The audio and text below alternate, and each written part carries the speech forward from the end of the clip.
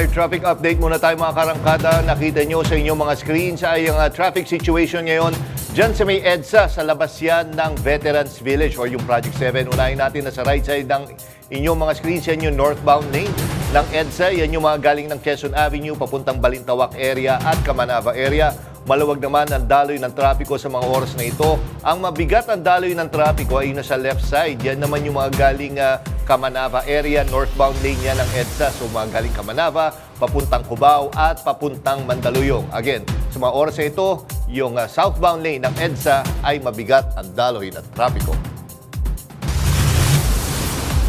May 26, 2025, Lunes. Panibagong linggo na naman. Panibagong hamon. Simula ng bagong linggo ng mga umaarangkadang isyu na lipunan. Kasama nyo kami sa mga kwento ng bayan at lakas ng masa. Sa ngalan ni Nina Corpus, ako si Jackie Manaba. Bawat komento, pulso ng bayan, importante yan sa amin. Bawat issue, dadaanan natin yan. Kaagapay nyo kami sa mga usaping hindi dapat palampasin. Live tayo sa Radyo 630, 92.3 FM Radio Manila at lahat ng FMR station sa buong Pilipinas. Gayon din sa Signal TV Channel 31. Ako, si Jack Batallones. Ito ang Arangkada Balita. Barangay Tanod na maril sa gitna ng flag ceremony. NCAP ipinatupad na bilang paghahanda sa EDSA Rebuild. Ilang pang panukalang solusyon sa posibleng traffic inilatag ng MMDA. Mas marami pang opisyal ang posibleng mapalitan sa patuloy na balasahan sa gabinete ni Pangulong Bongbong Marcos. Pangulong Bongbong Marcos may napupusuan na raw na susunod na hepe ng PNP. At aktres na si Janice de Belen binigyan ng flower at niyakap pa ni Korean star Song Joong Ki. Apat ang patay kabilang ang mismong suspect habang isa naman ang nasugatan sa malagim na pamamaril sa harap ng barangay hall sa barangay Salitran 3, Dasmariñas City, Cavite. Sa inisyal na investigasyon, bandang alas 9 ng umaga kanina, habang nagaganap ang flag ceremony, biglang lumapit mula sa likod ang suspect na nakilalang si Ariel, 50 anyos at dating barangay Tanod. Agad siyang naglabas ng baril at sunod-sunod na pinaputukan ang mga opisyal ng barangay na nasa seremonya. Hindi pa tukoy ang motibo sa pamamaril at patuloy itong iniimbestigahan ng pulisya. Sa Cebu City, isang lalaki ang patay din sa pamamaril. May umarangkadang balita si FMR News Cebu correspondent Clark Pasuit.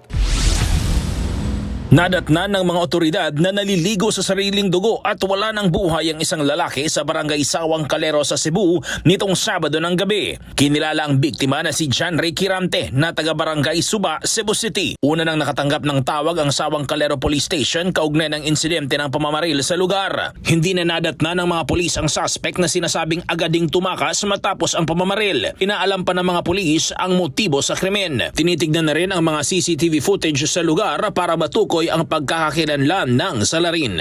Clark Pasuit, umaarangkada sa pagbabalita.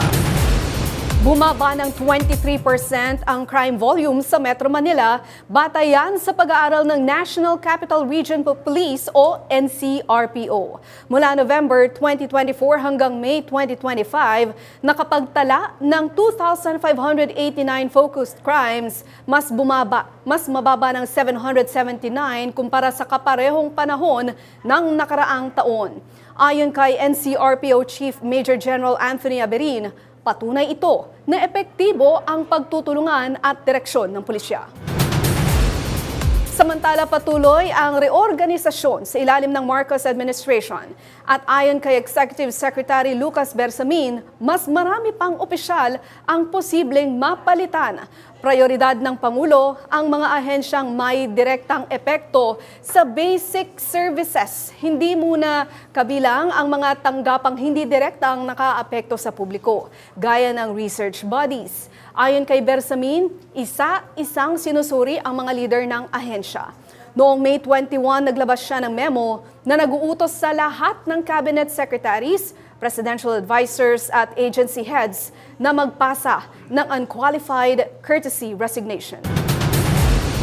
Nasa Kuala Lumpur ngayon si Pangulong Ferdinand Marcos Jr. para sa 46th ASEAN Summit kung saan muli niyang isusulong ang panawagan para sa binding Code of Conduct sa South China Sea. Kabilang ito sa mga pangunahing advokasya ng Pilipinas sa gitna ng tumitinding tensyon sa karagatan. Narito ang report ni Cherubim Ganaden.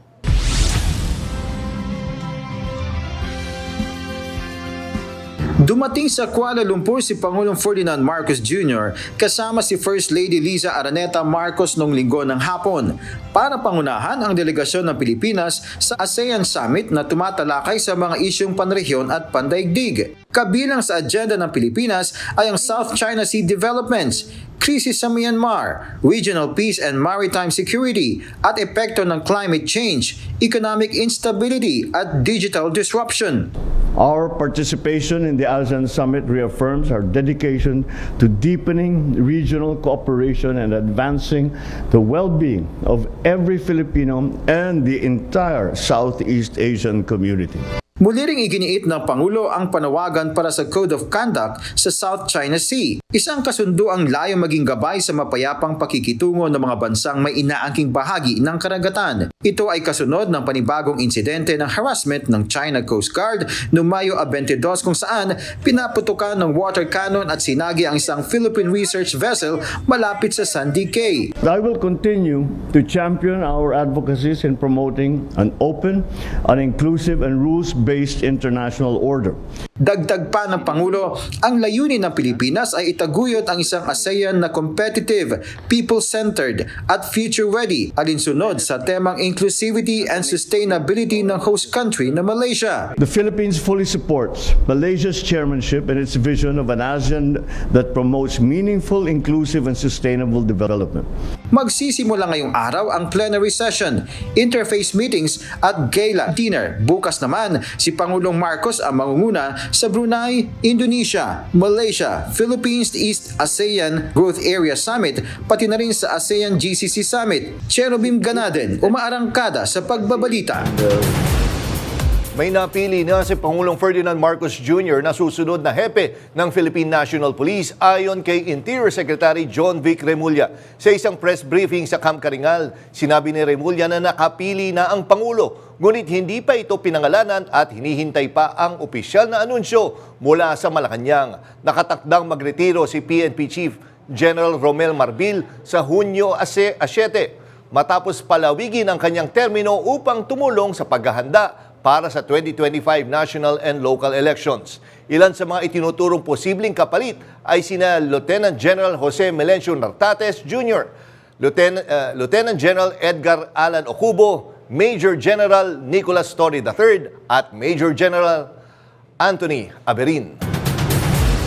Inaresto ng PNP Criminal Investigation and Detection Group ang isa sa mga sinasabing kasabwat ni Attorney Harry Roque at Cassandra Ong sa Mabalacat, Pampanga. Kinilala ang inarestong si Marlon, Operations Officer ng Security Agency ng Lucky South 99 na isang Pogo Hub sa Porac, Pampanga. May 2 warrant of arrest laban sa kanya na inilabas ng Angeles RTC Branch 118 at pareho itong walang piyansa. Nauna ng kinasuhan ng grupo nila Roque ng paglabag sa Anti-Trafficking in Persons Act. Isa na namang co-accused sa trafficking case na kinasasangkutan ni na Attorney Harry Roque at Cassie Ong ang naaresto ng CIDG sa Pampanga, isang patunay na nagpapatuloy ang Oplan pagtugis laban sa mga high-profile fugitives sa bansa. Ngayong hapon ay makakasama natin si Major General Nicolas Torre, Director ng CIDG, para bigyan tayo ng update sa operasyon at bilang isa sa mga napapabilang na shortlisted bilang susunod na hepe ng PNP. Magandang hapon po, General Jack Batallones at Jackie Manabat po ng Arangkada. Magandang hapon, Jack and Jackie po. Jackie. Opo. Opo. General, diretsahan na tayo na. May leads na po ba tayo sa ibang mga target, lalo na kina Attorney Roque na alam natin ay nasa Danhag ngayon at kay Cassie Ong? Yes, continuous naman ang ating manhunt sa mga yan. Even before the warrants were issued, we have already conducted the case build-up and the surveillance on these people. Pero, you know, it's matter of time, may mga time, it's matter of time before we get an account all of them. General, can you give us an idea? Kasi sinasabi nga may 2 pang warrants yung mga naaresto at lahat no bail recommended. Gaano kabigat yung mga kasong kinakaharap po nila? Well, sa bill recommended pa lang na walang piyansa na ibinigay ang korte, very serious crime po yan. Life in prison po yan, yung bawat count ng mga kasong kinakaharap nila. General, paano si Attorney Harry Roque na nasa ibang bansa? Mag-aano ba sa Interpol? Paano ho ba ang gagawin natin sa kanya? Well, we're going to through various channels sa paghahanap ng paraan para maibalik dito si Harry Roque sa bansa para mapanagot dito sa krimen na kanyang ginawa. So, I don't want to preempt the moves of the government, but rest assured na we are doing everything to ensure that Harry Roque faces the courts here and answer to his crimes. General, without giving out too much information, I think the public would want to know, meron na po ba kayong timeline dito? Well, medyo yan ang hindi ko masagot at mabigyan talaga ng timeline. Honestly, talagang yung pagmamanhunt kasi, tsagaan po yan. Hindi natin talaga kaagad masabi na ito magagawa natin within the day, within a week, within a month. But rest assured, I want to assure the public na hindi namin ito isa ng tabi, hindi namin ito pinagwawalang bahala. Talagang continuous sa aming ginagawa rito sa paghanap ng mga taong ito. Pero General, kailan dito lang papasok yung Interpol sa usapan? With regards to Attorney Roque. Ang Interpol kasi is a platform or an organization for cooperation between countries regarding police matters. Sa ngayon may moves na po kami sa Interpol. Nagbigay na tayo ng request para ma-issuean siya ng red notice na magre-request sa member countries kung saan siya naroon na implement ang warrant of arrest against sa kanya, pending extradition dito sa bansa natin. Especially kung siya ay kung ang krimen na inaakusa sa kanya, which is actually transnational, ay pareho at bawal din sa lugar na kanyang kinaroroonan. So pag ang trafficking in persons is bawal din sa kanyang kinaroroonan, which basically everywhere in the world ay bawal talaga ang trafficking in persons, ipapadala rin siya rito, huhulihin din siya at ipapadala pabalik dito sa bansa nung kanyang kinakaroon ng bansa. May mga argumento siya na sinasabi dyan na kasi tatapusin muna ang kanyang asylum at sinasabi niya nga na may asylum siya na nire-request. We are hopeful na makita naman ng bansa na pinag-applyan niya ng asylum na siya ay isang kriminal na tinutugis ng batas ng Pilipinas. Sa isang krimen na krimen din dyan sa Europe, sa Netherlands, sa iba pang mga bansa, napakaraming mga bansa, dahil yan ay isang internationally, pare-pareho halos ang definition ng trafficking in persons. Okay, huling tanong na lang mula sa amin, Partner Jackie. Tatanong kayo, Sir, anong reaction nyo na isa kayo nasa shortlist po ng mga pinagpipilian po na susunod na PNP Chief?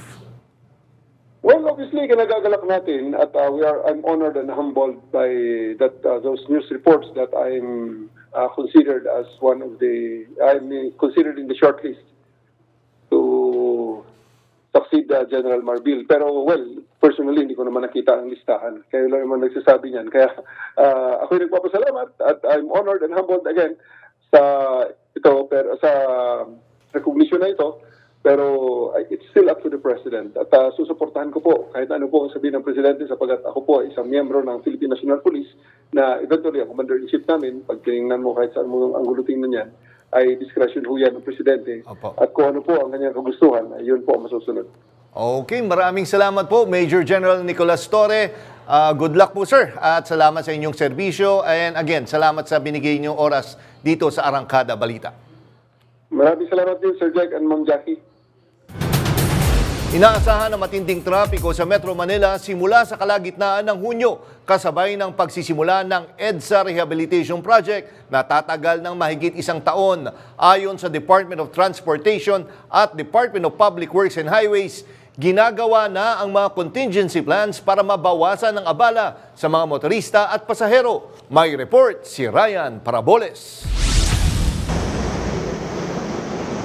Kumpirmado, magsisimula na sa kalagitnaan ng Hunyo ang 7.3 billion na EDSA Rehabilitation Project na inaasahang tatagal ng 17 buwan. Ayon sa mga opisyal ng DOTR at MMDA, hindi maiiwasan ang matinding trapiko hindi lamang sa EDSA kundi pati sa mga alternatibong kalsadang daraanan ng mga motorista. Partikular na apektado ang bahagi ng EDSA mula Pasay hanggang Shaw Boulevard at sa Oktubre, pansamantalang isasara ang bahagi ng Guadalupe Bridge para sa rehabilitasyon. Sinabi ni Transportation Secretary Vince Dizon na kahit may abala, sinisiguro ng gobyerno na gagawin ng lahat para mapagaan ito. Kabilang sa mga panukalang solusyon, ang paggamit ng Skyway Stage 3 bilang alternatibong ruta, pagdagdag ng tren sa MRT3, pagpapanatili ng operasyon ng EDSA busway at paghimok sa mga empleyado na mag-work from home sa mga araw na posible. Giit ng mga eksperto, magiging epektibo lang ang mga alternatibong ruta kung malilinis sa illegal parking at obstruction ng mga secondary roads. Inirerekomenda rin ang modified work hours para sa mga ahensya at LGU mula 7 a.m. hanggang 4 p.m. na napatunayang nakabawas ng 10% sa travel time at nakapagpabilis ng traffic flow ng 20% sa mga nakaraang pilot run. Ayon kay DPWH Secretary Manuel Bonoan, 24/7 ang magiging trabaho para mapabilis ang proyekto lalo't kailangan matapos ito bago ang inaasahang ASEAN Summit sa bansa sa susunod na taon. Ryan Paraboles, sumaarangkada sa pagbabalita. Simula ngayong araw, muli nang ipinatutupad ng MMDA ang No Contact Apprehension Policy o NCAP sa piling kalsada sa Metro Manila. Tiniyak ng ahensya na magiging patas ang pagpapatupad dito, lalo na sa mga lugar na kulang pa ang signage at pavement markings. Nagbabalik si Ryan Paraboles. Muling ipinatupad ng Metropolitan Manila Development Authority ang No Contact Apprehension Policy simula ngayong May 26 kasunod ng partial lifting ng Supreme Court TRO. Tiniyak ng MMDA na hindi muna iiral ang NCAP sa mga lugar kung saan may kakulangan sa traffic signages at pavement markings. Ayon kay Victor Nunez ng MMDA Traffic Discipline Office, kabilang dito ang ilang bahagi ng Commonwealth Avenue na kasalukuyang ina-asphalt overlay. Sakop ng NCAP ang mga pangunahing circumferential at radial roads sa Metro Manila, kabilang ang EDSA, Commonwealth Avenue, Rojas Boulevard, Ortigas Avenue, Aurora Boulevard at marami pang iba. Sa ilalim ng NCAP, maaaring mahuli ang mga lumalabag sa batas trapiko gamit lamang ang CCTV, digital cameras at speed guns kahit walang traffic enforcer sa lugar. Kabilang sa mga karaniwang violation ay ang disregarding traffic signs, speeding at paglabag sa number coding scheme. Habang suportado ng ilang transport groups ang pagbabalik ng NCAP basta ito'y patas, nananawagan naman ang Stop NCAP Coalition ng muling pagsusuri sa polisiya lalo na sa gitna ng hindi pa rin maayos na traffic infrastructure sa ilang lungsod. Ayon sa MMDA, maaaring maghain ng online protest sa mga motoristang makatatanggap ng notice of violation sa kabila ng kulang o maling signage. Ryan Paraboles, sumaarangkada sa pagbabalita. Ipatutupad ang odd-even scheme simula sa June 16 sa harap ng gagawing EDSA Rehabilitation. Sa ilalim nito, ipagbabawal na dumaan sa EDSA ang mga sasakyang may plakang nagtatapos sa 1, 3, 5, 7 at 9 tuwing Lunes, Miyerkules at Biyernes. Bawal namang dumaan ng EDSA ang mga sasakyang nagtatapos sa 0, 2, 4, 6, 8 tuwing Martes, Huwebes at Sabado.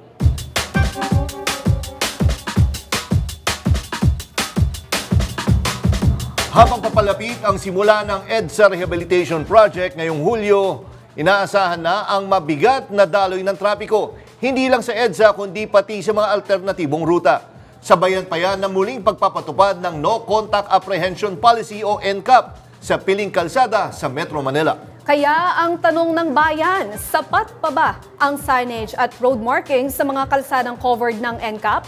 Alam ba ng motorista kung saan pwedeng dumaan at saan sila pwedeng mahuli ng kamera? Anong masasabi ninyo? Para sa akin, boss, hindi obra po kasi maliit po yung mga nakalagay na, na signage nila. Dapat malaki para malayo pa lang, kitang-kita ng driver. Ang kulang dyan, yung tamang babaan at sakayan. Yun ang lagyan nila eh. Dapat yung tao nandun sa tamang lugar. Meron naman mga signage, kaya lang hindi masyadong marami. Yung iba hindi napapansin dahil maliit. Sana naman po, dagdagan nila at lakihan ng mga signage. Hindi namin alam kung saan ba yung lugar na covered ng NCAP kasi kulang sa mga signages. Hindi pa masyadong klaro yung pagpapatupad nila ng NCAP. Maganda sana yun kung nasusunod. Hindi naman nasusunod eh. Hindi po sapat yun. Una-una, maraming sagabal na mangyayari. Meron na nga tayong demerit point, may yellow lane pa. Tanggalin na lang lahat ng driver dito sa kwan. Masiyahan sila sa nila. Panukala nila yung ginagawang batas.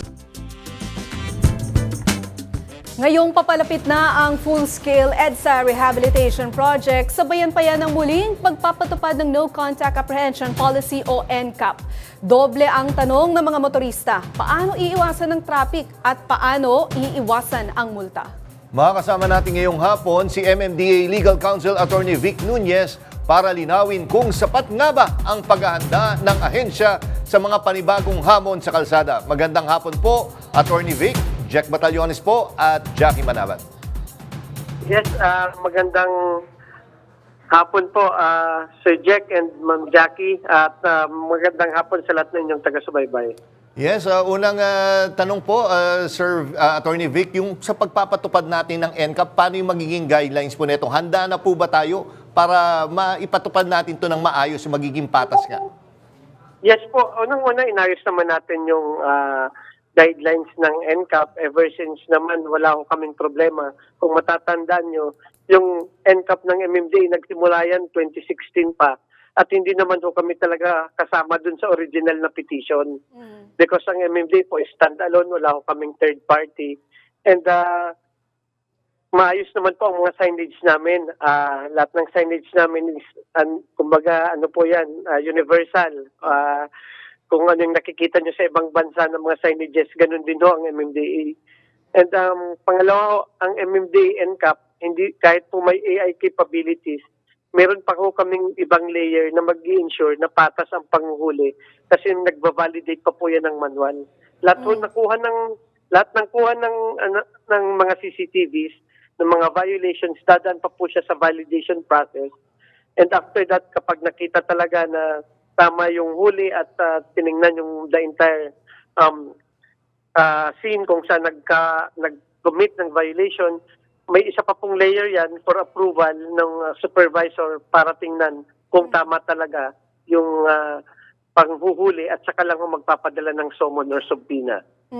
Attorney Vic, napakinggan niyo yung sinabi kanina ng ating mga masa, sabi no, ang talagang concern nila, kulang yung signages, masyadong maliit, dagdagan, hindi klaro yung mga signage. Kumbaga, ano ba, yung mga traffic signs natin, malinaw ba talaga, handa ba tayo magpatupad ng NCAP kung gagamit tayo ng AI? Yes po.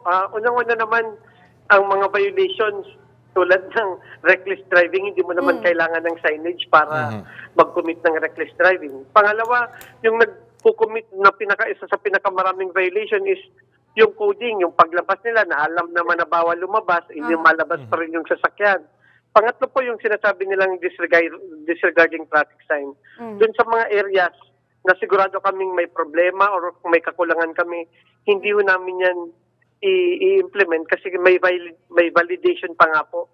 Lahat ng huli, dadaan pa sa isang proseso to validate kung meron ba kaming tamang traffic signages, may tamang road pavement markings. Kapag naman kulang talaga yun at wala naman kaming nakita at may huli sa ganong instances, hindi ho yan ina-approve. Nire-reject ko yan. Tulad ho kanina, nakita mismo ng mga media natin sa command center, may huli po ang AI na nasa 399 pero 129 yung in-invalidate. Ibig sabihin, yung 129, hindi tama yung huli ng CCTVs at ng AI namin, kaya in-invalidate. Ganun doon yung sistema at proseso sa amin just to make it fair. Okay. Attorney, ganito nakita ko rin yung yung unauthorized use of motorcycle lanes. Ito yung sa Commonwealth Avenue, di ba? Naglagay pa kayo ng Yes. pintura po. Napansin ko lang dito, attorney, no isang araw, Jackie, nagda-drive ako sa Commonwealth Avenue. Nakaiwas ako dun sa motorcycle lane. Pero, syempre nakatingin ako sa four-way. Mamaya-maya, along the way, nakita ko na sa loob na ako. Nagka-curve pala yung motorcycle lane, no? Tama po, attorney? Paano yung pag-ganun, tsaka medyo burado na? instances po. Tama ho yun. May mga instances ho sa kahabaan ng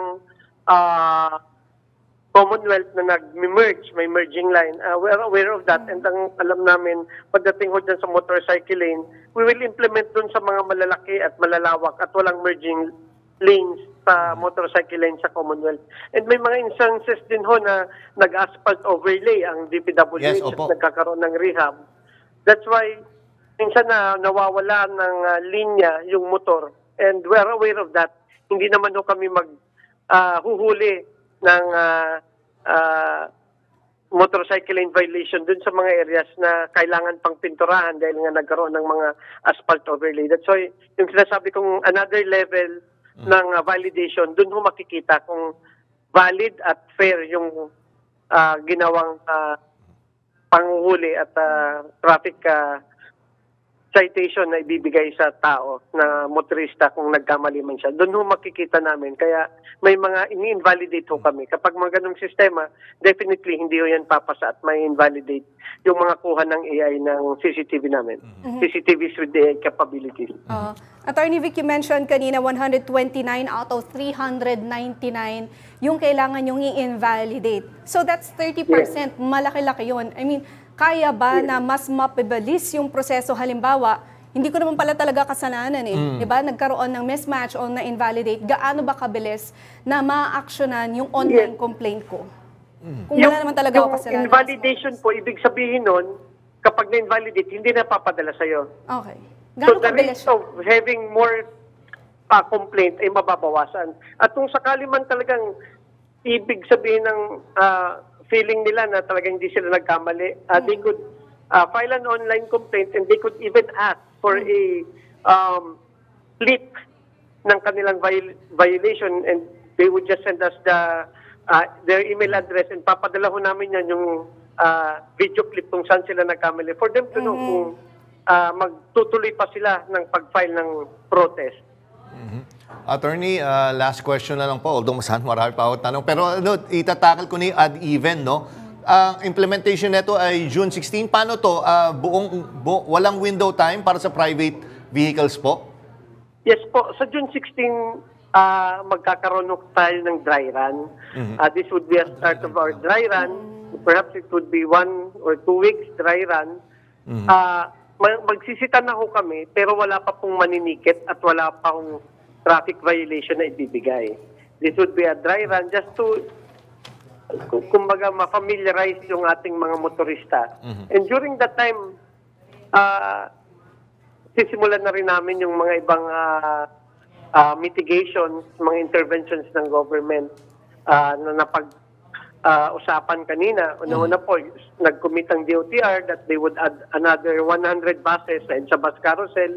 Dadagdagan yung bago ng tren sa MRT3. Ililibre natin yung stage 3 ng Skyway. Diyan po yung pagpasok nyo sa Buendia hanggang UAV and Balintawak. So, yung mga mitigations na yan, kapag sinama-sama mo, mamimitigate ho talaga yung bigat or perwisyo na mararanasan ng ating biyahero na dadaan sa EDSA during the rehabilitation. Attorney Vic, sorry isisingin ko na with regards sa ad-even. Paano kunyari mag-U-turn? May portion, kunyari ako, katulad na sa amin, sa may Veterans Village, tatawid ako papuntang Bago Bantay. Meron, may U-turn slot dyan eh. Walang way para ka makatawid ng Bago Bantay. So, pwede ba ako mag-U-turn pa rin or bawal? Pwede ko mag-cross ng EDSA. Ang ad-even scheme ipapatupad sa the entire stretch ng EDSA. Kung babaybayin mo ang EDSA, yun ang bawal. But if you will just, yung may U-turn slot or magkukross ka lang, hindi po siya i-consider na violation kasi wala naman ibang dadaanan para tumawid ka sa kabila. Okay, nako, maraming salamat, Attorney Vic Nunez, at nalinawan, no, marami talagang questions talaga with regards sa implementation ng NCAP tsaka odd-even scheme. Magandang gabi, sir, at salamat sa pagtanggap sa aming tawag. Maraming salamat po. Good evening. Matagumpay ang ginanap na Matsuri in Manila 2025 kamakailan sa Quirino Grandstand. Dinagsa ito ng libu-libong cosplay enthusiasts, anime fans, gamers, car lovers at foodies. Lahat sabik sa Japanese culture, art at entertainment. Inorganisa ito ng isang cultural group na layong mas paglapitin ang Japan at Pilipinas sa pamamagitan ng musika, sining at pagkain. Tampok ang mga performances mula sa international at local acts na ikinatuwa ng fans mula sa iba't ibang panig ng bansa. Sa dami ng dumalo, hindi lang ito naging festival. Isa itong patunay na lumalalim na koneksyon ng kulturang Hapon at Pilipino.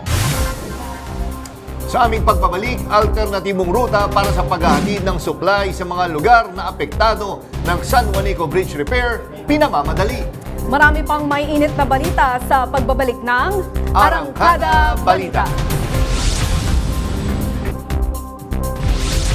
Mas lumawak pa ang hanay ng mga sumusuporta kay Speaker Ferdinand Martin Romualdez para sa 20th Congress. Kasama na ngayon sa Supermajority Coalition ang ilang miyembro ng Liberal Party na nagpahayag ng tiwala sa kanyang pamumuno. May report si Angela Babad. Deeply honored. Umabot na sa 285 House members ang nagpahayag ng suporta kay Speaker Ferdinand Martin Romualdez. Kabilang na ang karamihan sa mga nanalong miyembro ng Liberal Party. Ayon kay Deputy Speaker David Suarez, ang pagpasok ng LP members sa supermajority ay patunay ng lumalawak na pagkakaisa sa Kamara at pagkilala sa liderato ni Romualdez. Mula 278, umakyat sa 285 ang pirma ng mga kongresista na nagpahayag ng suporta sa kanyang speakership para sa 20th Congress. Ayon kay Suarez, hindi na ito simpleng suporta mula sa traditional allies, kundi isang political groundswell na tumatawid sa iba't ibang partido. Kabilang sa supermajority bloc ang mga pangunahing partido tulad ng Lakas CMD, NP, NUP, NPC, PFP, Party List Coalition at ngayon, ang Liberal Party. Ang pasya ng karamihan sa mga mambabatas na manatili sa ilalim ng kanyang pamumuno ay nakaugat sa mabilis na pagpasa ng pambansang budget, mga reformang pang-ekonomiya at maayos na koordinasyon ng Kamara sa ehekutibo. Angela Babad, umaarangkada sa pagbabalita. Lalong tumibay ang suporta kay Speaker Martin Romualdez matapos umabot sa 285 ang mga kongresistang formal na nagpahayag ng tiwala sa kanyang pamumuno, kabilang na ang ilang miyembro ng Liberal Party. At makakasama natin ngayong gabi si Representative Zia Alonto Adyong para bigyang linaw kung paano patuloy na pinalalakas ng Kamara ang ugnayan na ito sa taumbayan sa ilalim ng liderato ni Speaker Romualdez. Magandang gabi po, Congressman. Magandang gabi po sa inyo, Ma'am Jackie, Sir Jack. Magandang gabi po doon sa mga nakikinig ng programa. Yes, Congressman, anong masasabi nyo, ano tingin nyo yung dahilan kung bakit hindi lang pala mga kaalyado, kundi pati mga dating oposisyon ay nagpahayag na ng support? Kumbaga nagkaroon ng unity pagdating dyan sa Kamara po. Well, una, kung mag-a-assess tayo, no, kung nakaraan na 19th Congress, yung lahat ng mga priority agenda ng ating administration, most of them are really to improve yung mga existing legislations natin, mga existing laws natin, naipasa naman ng House of Representatives na deliver niya yung sinasabi nating LEDAC priorities. So in terms of efficiency, naipakita nung 19th Congress sa liderato ni Speaker Martin Romualdez yung kakayahan, no, at yung priority na dapat na bigyan pansin ng ating administration ay na-deliver na in terms of the legislative aspect. No? Pangalawa, yung kanyang unifying leadership kasi, hindi mo talaga din madideny yun. In fact, masaya tayo dahil hindi lang yung mga nakikita natin na originally member doon sa supermajority ng House of Representatives, but we are open also to other parties, no? Parties na originally perceived to be opposition nasa opposition side, no, kasi naintindihan nila, I guess, no, because that's the one thing that perhaps the reason why nag-join na rin sa supermajority, it's because of the accomplishments that the 19th Congress under the leadership of Speaker Martin Romualdez na naipakita niya na hindi lang actually pamumulitika but in terms of the advocacy to progress the country, ay hindi dapat titingnan yan based on political lines or party lines, no? So I guess when it comes to our collective commitment and obligation and responsibility to really make this country move forward, hindi dapat hindi dapat niyan tinitingnan based on political lines, but rather it should be a platform for everyone, all parties to work together. So I guess yun yung nakikita natin na rason kung bakit yung Liberal Party sa ngayon ay sumali na rin doon sa bloke ng supermajority in the House of Representatives, because yung mga agenda ng House of Representatives as we displayed in the 19th Congress speaks not only about yung pag-gather mo ng pool of members of the House so that you can maintain leadership, but as well as those advocacies that I guess the current leadership has able to pull in all members to be able to identify themselves in terms of the shared responsibility and obligation to our countrymen. Okay, Congressman, ganito lang, based on your experience, kasi matagal na rin naman kayo sa Kongreso, paano usually pinipili yung magiging speaker based on mga naipasabay niyang batas, alliances, or performance-based ba talaga siya? Yes, kasi unang-una, hindi mo naman sa isang organisasyon ang pipiliin mo naman talaga natural yung kung sino yung merong experience, no? Sino yung mahusay among members, no, ng isang organisasyon. Pipiliin mo yung kanyang experience doon, yung expertise niya, yung alam niya, no, yung kanyang knowledge sa trabaho kung saan kayo nabibilang. So nagmamatter talaga din diyan yung yung experience, no. So sa palagay ko, kung titingnan naman natin ang legislative record ni Speaker Martin Romualdez, ay sobrang pasadong na nga siya doon sa number of years that he has served the House of Representatives.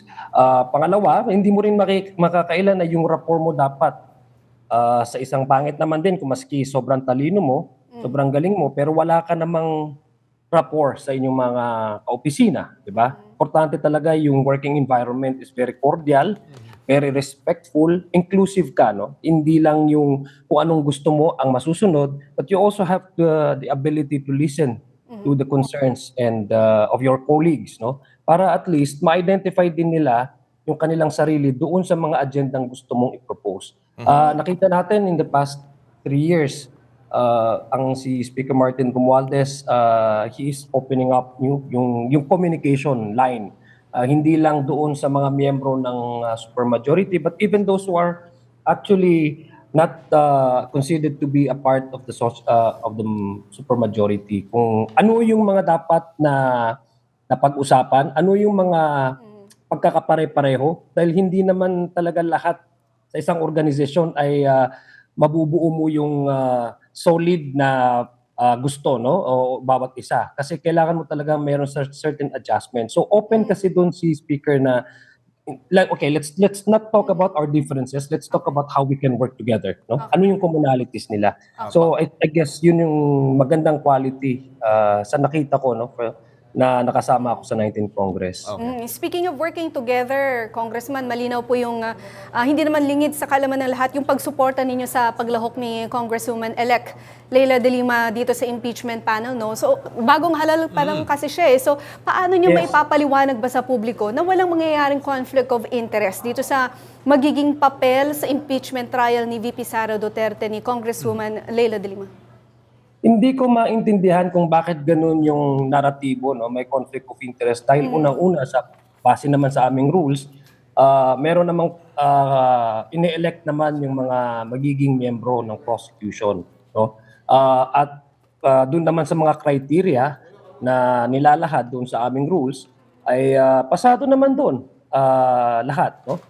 Si Congresswoman-elect Leila De Lima, unang-una ay magiging miyembro siya ng 20th Congress. no? That's one, I guess that's one requirement, no, na masasali siya doon sa 11-man team ng prosecution. So hindi ko maintindihan kung bakit dinadala pa rin yung kanyang previous na naging yung kanyang previous record, no, when at that time when she was a senator investigating the EJK during the time of Duterte, to her now being a prosecution member of the prosecution team, dahil lahat naman ay magbabase yan sa ebidensya ng impeachment prosecution team.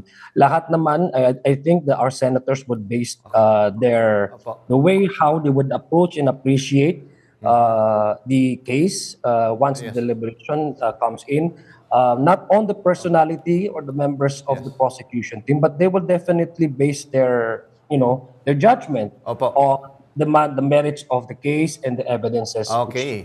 The verified complaints. Okay. Naku, maraming salamat po sa inyong oras, Congressman Zia Alonto Adjong. Salamat po dito sa oras na binigay niyo sa Arangkada Balita. Mabuhay po kayo, sir. Magandang gabi po. Marami pong salamat. Magandang gabi po sa inyong lahat. Magandang gabi po kay Secretary Ronald Llamas. Nangalahati na ang termino ni Pangulong Ferdinand Marcos Jr. pero maraming hamon pa rin ang dapat harapin sa mga isyu ng seguridad, politika at ekonomiya. Pero nanindigan ang Administrasyong Marcos. Hindi kami susuko. Tuloy ang reforma, tuloy ang laban. May report si Angela Babad.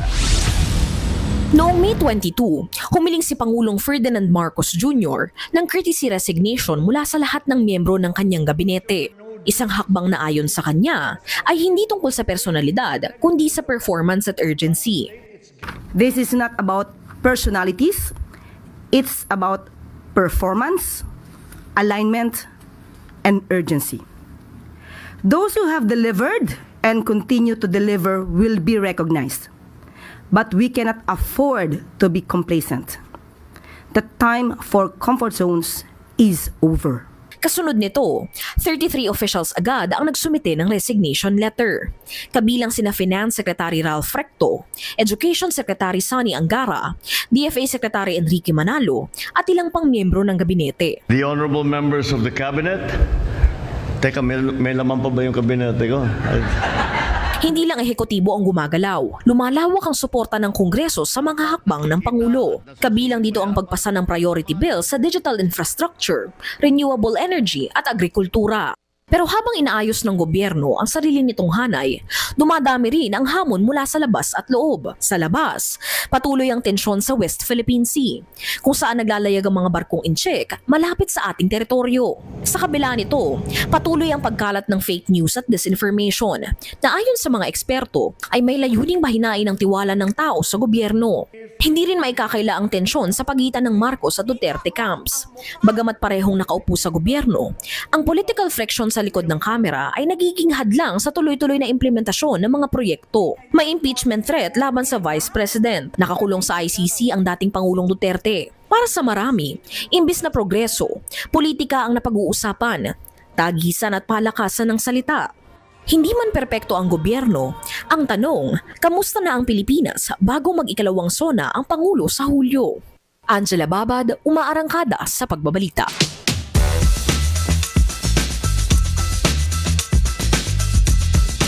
Kasunod ng panawagan para sa courtesy resignation sa gabinete at pagbabago ng political landscape kasunod ng midterm elections, marami ang agam-agam hinggil sa direksyon ng Marcos administration sa second half ng kanyang termino. Ano kayang epekto nila sa ekonomiya? Usaping West Philippine Sea at disinformation. Makakausap natin ngayon live via Zoom ang veteranong political analyst at sa sobrang talino, akala namin isang profesor, si Sir Ronald Llamas. Magandang hapon, Sir Ronald. Welcome ulit sa Arangkada Balita. Magandang hapon, Jeff at saka Jackie, no? Yes, sir. Sir, akala nyo, profesor? Oo nga, sir. Sobrang talino. Akala namin, profesor kayo. Sir, una-una, diretsa na tayo. Sir, yung balasahan sa gabinete, ano to? Political move ba to? Or para talaga sa, kumbaga, momentum, ituloy ang momentum ng, ng administration ng Marcos po? Well, kasama yan sa crisis management, may ganong element.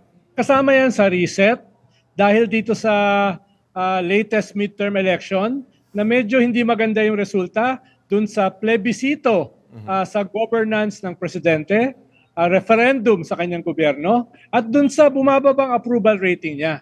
Ang tingin ko dito, long overdue. No? Pero maganda na ginawa na niya itong revamp na ito.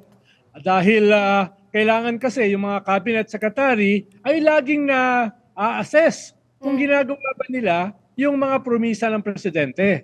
Dahil hindi naman kasi yung presidente nagpapatakbo ng mga departamento kung hindi sila. So kung hindi nila maabot yung mga targets ng presidente, lalo na sa kanyang SONA, they have to fall on their swords. At dapat silang palitan ng mga mas magagaling.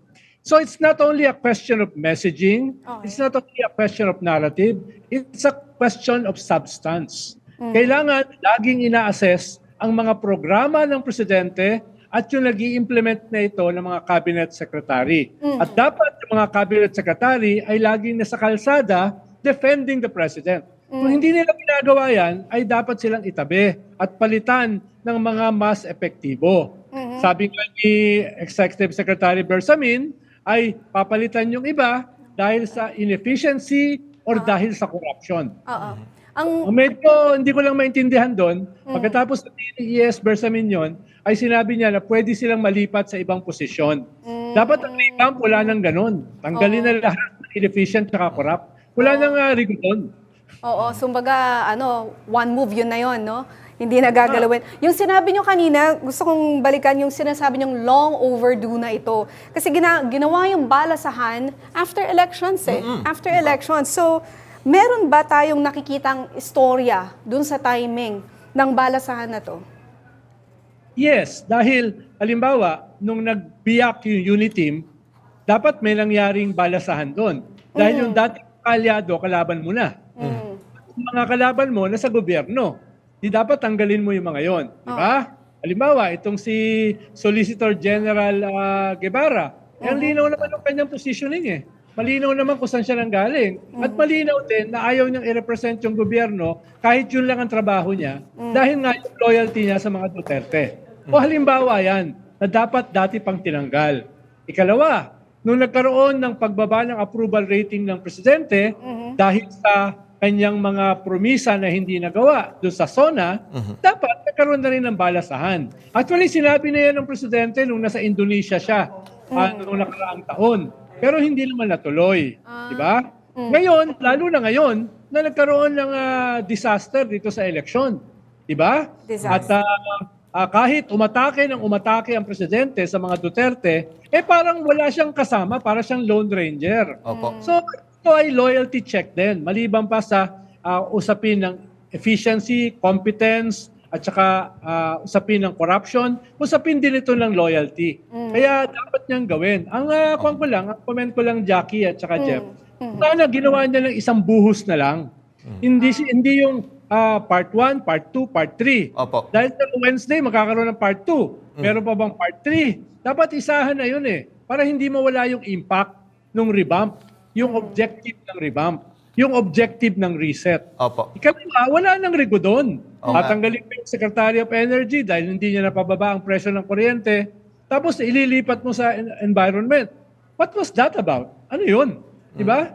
So sana mas maganda yung ginawang revamp. Hindi lang sa messaging, kundi sa substance. Okay. Pero yun nga, tingin nyo kung ginawa tong revamp na to bago mag-election, mas naging maganda kaya ang performance ng alyansa? Malamang, no? Pero dapat din yung mga kandidato ng presidente tumulong sa kanya. Dahil bumanat siya sa usapin ng West Philippine Sea na yung mga Duterte ay traidor at pro-China. Pero walang sumigunda sa kanya. Bumanat siya sa usapin ng Tokhang, human rights violation, no, yung ICC. Pero walang sumigunda sa kanya. Bumanat siya tungkol sa corruption, katulad ng Parmali, etc. Walang sumigunda sa kanya. Bumanat siya tungkol sa management ng COVID pandemic, kaya maraming namatay. Walang sumigunda sa kanya. Kaya hindi nila nagamit yung mga issues laban sa Duterte. On the other hand, nagamit ng Duterte yung issues laban sa gobyerno, laban sa Marcos. Nabaliktad yung lamesa. So, kailangan nilang ayusin yan. At yun yung hinahabol nila ngayon. Tama ka, Jeff. Dapat sana nagawa yan before or during the elections. Hindi masyadong nagawa. Nabanggit nyo kanina yung West Philippine Sea, no? So pagdating sa West Philippine Sea, malinaw yung tono ng administrasyon stronger diplomatic stand. But yung yung international political affairs natin, do you think na nagkaroon ng malawak na shift pa? O magkakaroon pa ng malawak na shift? Well, maganda yung lokasyon natin dyan sa West Philippine Sea. Dahil suportado tayo ng buong mundo. Halimbawa, last year, nung na-meet ko si Chancellor Scholz ng Germany, ay yan ang binabanggit niya, yung ating civilian convoy sa West Philippine Sea. Nung na-meet ko si President Macron sa Paris, sa isang restaurant, nung February last year, yan ang binabanggit niya. Yung ating civilian convoy sa West Philippine Sea, kung daw David versus Goliath. Nung na-meet ko si Prime Minister Sanchez ng Spain, yan din yung pinabanggit niya. Ibig sabihin, mga heads of state yan, ha? Ibig sabihin, napanood tayo ng buong mundo at suportado tayo. Kaya kailangan nating i-maximize yan. Ang problema, 90% ng mga Pilipino ay anti-Chinese invasion, West Philippine Sea, pero hindi natin nagamit sa mga pro-China senatorial candidates. Nag-top pa sila. Nag-number 1 pa, tsaka number 3. That was a failure of strategy. That was a failure of communication. Okay. Naku, maraming salamat po, Sir Ronald Llamas. Of course, naubusan na naman tayo ng oras para sa inyo. Pero sir, sana makausap na ito tungkol doon sa coalition, yung ginawa niyong paglalakbay po ngayon. Maraming salamat po, Sir Ronald. Sa Liberal Party, actually, hindi naman bago yun. Yung Liberal Party, kasama naman sa majority yan nung nagtaang Kongreso. Okay. Sir, pero salamat po ulit. Salamat po sa oras po na binigay niyo. Salamat. Ingat, sir. Salamat. Sa gitna ng San Juanico Bridge load limit crisis, kumikilos na ang Department of Transportation para hindi maantala ang supply ng pagkain at fuel sa Eastern Visayas. May report si FMR News Tacloban correspondent Hansel Cuevas.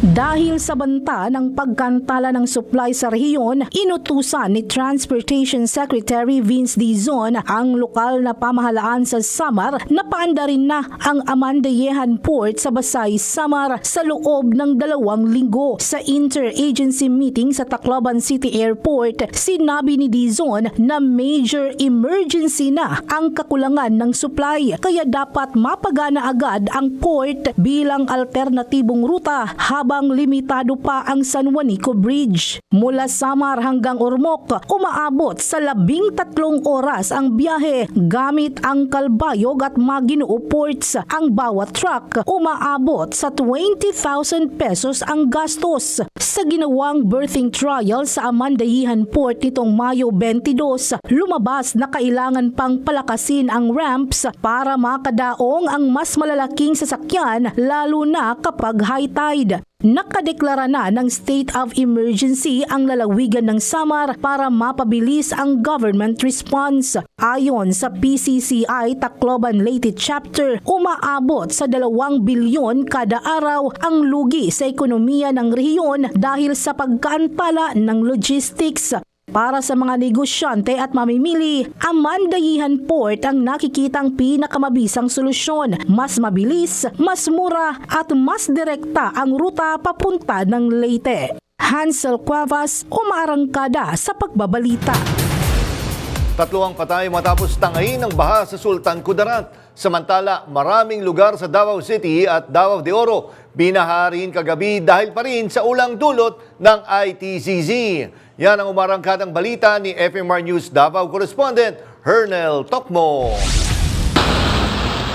Nagmadaling lumikas ang mga residente sa sitio Kitay, Barangay Salaman sa bayan ng Lebak sa Sultan Kudarat noong Biyernes ng hapon dahil sa biglaang pagragasa ng baha sa kanilang lugar. Nagtulong-tulong ang mga responder at mga residente para i-rescue gamit ang lubid ang mga na-stranded sa baha. Nasawi sa lugar ang mag-inang tinangay ng baha habang lumilikas. Sa karatig na bayan ng Kalamansig, matinding baha rin ang naranasan sa ilang barangay roon. Patay din ang isang 8 anyos na batang lalaki nang tangayin din ng baha sa barangay Cadiz. Kasi yung kalsada na ng tubig, sir, doon na dumaan yung tubig, yung baha. Tumawid sila doon, hindi niya naanuhan kasi sobrang lakas ang tubig. natangay na siya doon. Ayon sa Provincial Disaster Risk Reduction and Management Office, halos 40 pamilya ang inilikas sa dalawang bayan dahil sa baha. Sa Davao City, apektado ng baha ang maraming kalsada sa city proper kagabi matapos ang malakas na buhos ng ulan. Nagdulot ng mabigat na daloy ng trapiko ang baha sa ilang lugar gaya sa Damo sa Lanang. Bumaha rin sa Rojas Avenue kabilang na ang night market. Muli namang nalubog sa baha ang highway ng Barangay Tibungko. Mataas din ang tubig sa Barangay San Antonio, Agdao kung saan halos matumba na ang isang poste ng kuryente. Maraming basura naman ang humalo sa baha sa may Sandawa. Ayon sa lokal na pamahalaan, wala namang naiulat na casualty at pinsala dahil sa baha. Wala ring inilikas na mga residente. Nagpatupad agad ng clearing operations ang City Ancillary Services Unit at Senro matapos humupa ang baha bandang hating gabi. Sa bayan ng Mako sa Davao de Oro, binahari ng ilang lansangan na nakaapekto sa mga motorista at mga residente. Kaninang umaga, isang sasakyan ang nakita sa may creek matapos anurin ng baha. Epekto pa rin ng Intertropical Convergence Zone o ITCZ ang pagbaha kagabi. Hernal Tokmo, umarangkada sa pagbabalita.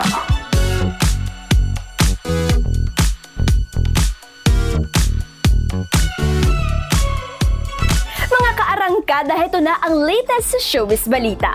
Sumakses ang aktres na si Janice de Belen matapos ma-meet ng personal ang kanyang paboritong Korean actor na si Song Joong Ki.